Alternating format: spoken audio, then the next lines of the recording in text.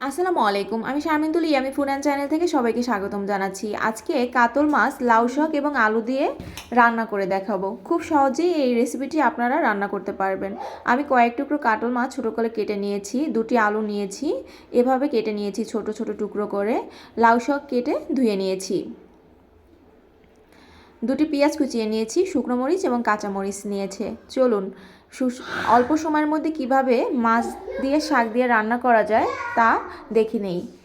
প্রথমে আমি কাতল মাছগুলোকে হালকা লবণ এবং হলুদ মাখিয়ে নেব। ঠিক সেম একইভাবে আলুগুলোকেও আমি লবণ এবং হলুদ মাখিয়ে নেব। লবণ এবং হলুদ মাখানো হয়ে গেছে। এবার আমি একটি প্যানে তেল গরম করতে দিয়েছি। তেল গরম হয়ে আসলে আমি মাছগুলো এক এক করে দিয়ে দেব। বড় মাছগুলো এভাবে ছোট করে কেটে নেবেন, দেখবেন রান্না করলে টেস্টি হয়।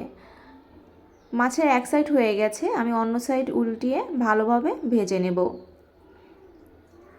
মাছগুলো খানিকটা সময়ে ভালো করে ভেজে নিয়েছি, এবার বাটিতে তুলে নিচ্ছি।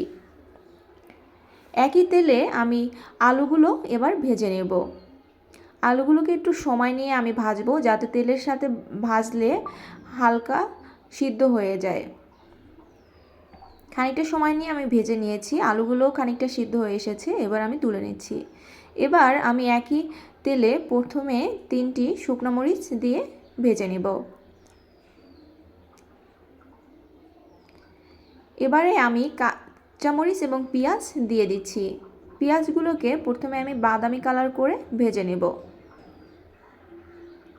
এবার অ্যাড করে দিচ্ছি হাফ চামচ আদা বাটা, হাফ চামচ জিরা বাটা, হাফ চামচ রসুন বাটা। এবার মশলাটাকে আমি ভালোভাবে কষিয়ে নেব যতক্ষণ না কাঁচা গন্ধ চলে যায়। এবার অ্যাড করে দিচ্ছি সামান্য পানি, যাতে নিচে না লেগে যায়। এবার অল্প সামান্য পরিমাণ হলুদ দিয়েছি, হাফ টেবিল চামচের মতো, কারণ শাক দিয়ে মাছ রান্না করলে হলুদের পরিমাণটা একটু কম দিতে হবে। পরিমাণ মতো লবণ দিয়ে দিচ্ছি। এবার মশলাটাকে আমি ভালোভাবে কষিয়ে নিচ্ছি। ভেজে রাখা মাছগুলো দিয়ে দেব। মাছগুলোকে প্রথমে আমি মশলার সাথে খানিকটা সময় কষিয়ে নেব।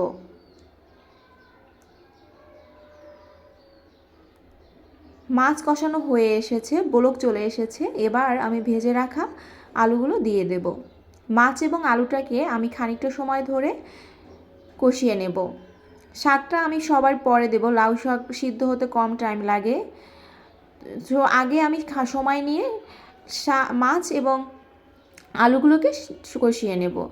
এবারে মাছ এবং আলু কষানো হয়ে গেলে উপর দিয়ে আমি শাকগুলো দিয়ে দেব। লাউ শাক এভাবে মাছ দিয়ে রান্না করে দেখবেন, যে কোনো মাছ দিয়ে এই রান্নাটা করা যায়, খেতে খুবই টেস্টি হয়। শাকগুলো কমানোর জন্য আমি ঢেকে দিয়েছি। দেখতে পাচ্ছেন শাক অনেকটা কমে এসেছে, পানিও বের হয়ে এসেছে। অতিরিক্ত পানি ছাড়াই আমি তরকারিটি রান্না করব, কোনো পরিমাণ পানি দিব না।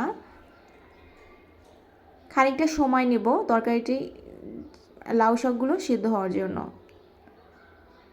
দেখতেই পাচ্ছেন রেসিপিটি খুব সুন্দরভাবে তৈরি হয়ে গেছে। এটা গরম ভাতের সাথে খেতে খুবই খুবই মজার হয়, টেস্টি হয়। আর লাউ শাক তো আমার খুব পছন্দের। আপনাদের কারা কারা পছন্দ করেন অবশ্যই কমেন্ট করে আমাকে জানাবেন। যদি আমার রেসিপিটি ভালো লেগে থাকে তাহলে অবশ্যই আমার চ্যানেলটিকে সাবস্ক্রাইব করে দিবেন, পাশে থাকা বেল আইকনটি ক্লিক করে দিবেন। সবাই ভালো থাকবেন, সুস্থ থাকবেন, পাশেই থাকবেন। আল্লাহ হাফেজ।